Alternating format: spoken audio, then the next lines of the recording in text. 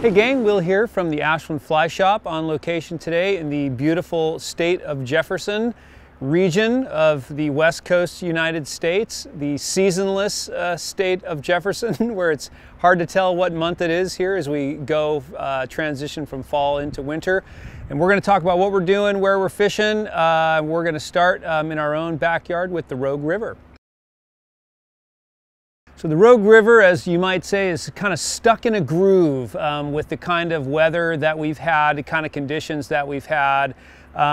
It's not the worst groove, but it is just kind of stuck, is how it feels like when we don't get the rains that we typically expect to see this time of year. So we have very cold water coming out of the dam, very low water. It's about 950 out of the dam, about 1300 at Dodge. So it's really not bad. It's actually really nice conditions for fishing, for wade fishing. It's a little bony out there for getting through runs in the drift boat, different beats in the drift boat. But it is good for fishing, good for walking in. But the water's real cold, so you can expect that. Water temps don't warm up too much this time of year. They might get a little bit here and there. We might see them warm up a little bit, but typically they're going to stay, especially if we have overcast days, those water temps are going to stay quite low. So what happens to those fish is, they really get kind of kegged up. They get kind of stuck in these troughs and slots, and they just kind of hunker down and they wait for things to shift. They wait for the tributaries to come up and open up a bit so that they can get out and get on with their business there.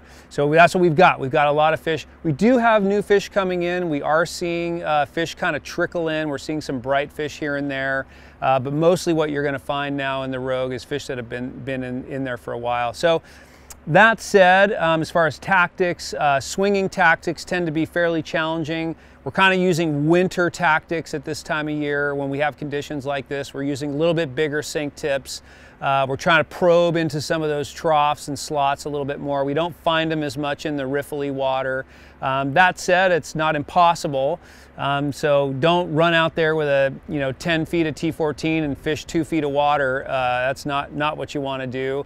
But you want to look for water where you can get your fly down a little bit more where those fish are going to be there, because the bright sun every day, boats going by, people fishing for steelhead, it just makes these fish kind of cower away a little bit.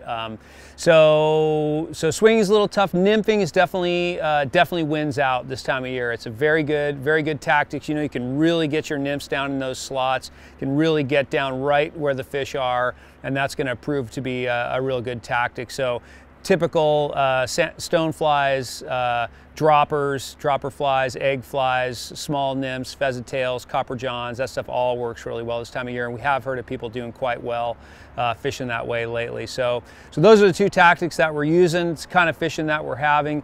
Still this time of year we would consider prime time. It's a very good time to be out there, but as you know, can't predict the weather. So steelhead really go with the cycle of the weather and how that is. So typically this has been a very strong time of year for us in the past, and it's okay right now, and it's kind of been that way through October. It doesn't mean you can't have a stellar day, but just as a regular sort of standard, that's what we're seeing right now on the Rogue.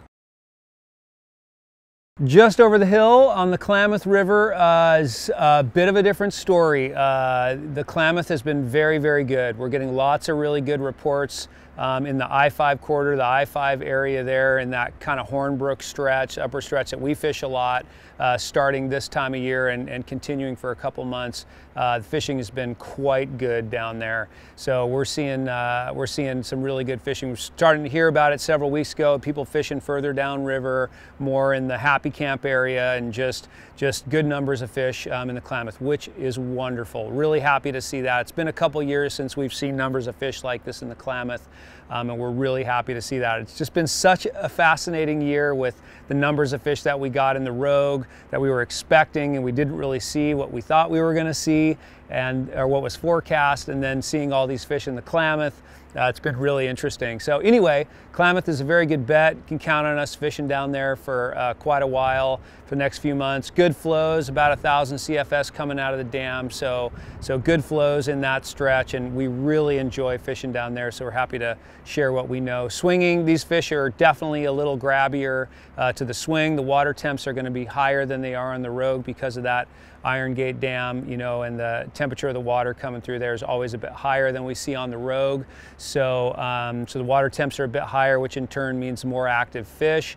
The Klamath fish are always a little more grabby than the Rogue. They behave a little more like a wild steelhead. They really move to a fly, and so we do a lot of swinging for them.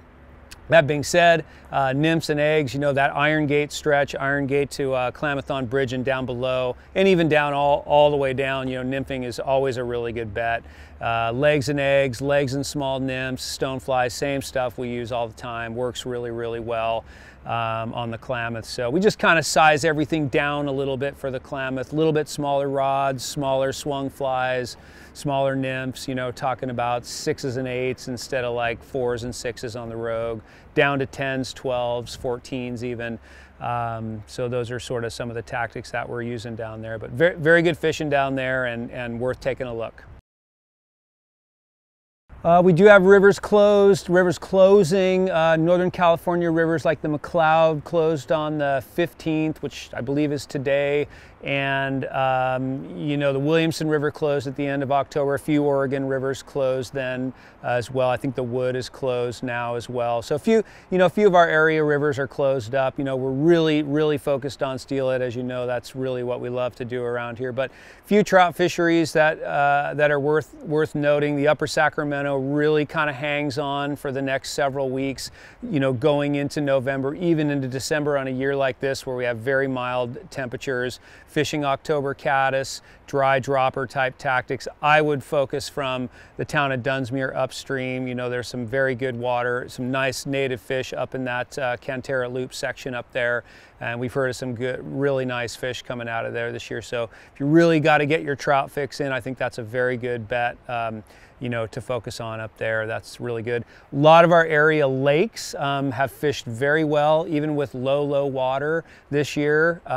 We didn't get out to sample them, but we had a lot of feedback from our customers. Howard Prairie Lake, even Fish Lake fished very well with low conditions, and so that's a nice bonus to the area when that stuff's fishing well. Hyatt Lake, right to our east there, pretty quiet this year, just very, very low water levels up there, so that's pretty tough. But that's kind of what we've been seeing as far as trout fishing in the region. We're looking to the coast this time of year. Boy, it is locked up down there. So without the rain, without the rivers open, without the bars blowing out on the rivers, it's just a lot of very pent up, excited salmon and steelhead cruising up and down the coast waiting for a river to come into. So some of the coastal rivers that we look at for fishing Chinook, fishing steelhead, they're just really not in line yet. Low water years like this, the lower Rogue can be a good bet for winter steelhead when they start coming in, because that river's going to be open. And so even the lower Klamath can be a pretty good bet, but we look at the lower Rogue and so we'll just kind of see what happens with the weather, see if we get some good rains, kind of open those rivers up, and that season will start turning on down there. Some of that coastal fishing that we like to do. So we'll keep you in the loop on that. You're always welcome to call the shop on that. That's a minute-to-minute kind of prospect. So if you're thinking of going to the coast trying to get some winter steelhead fishing in, give us a call.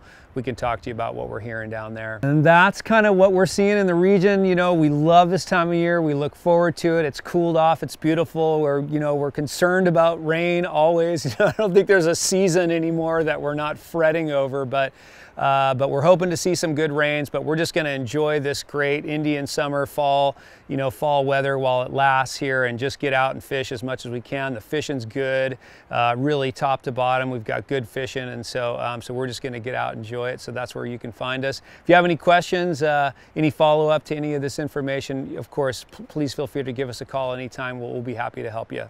Thanks a lot for tuning in.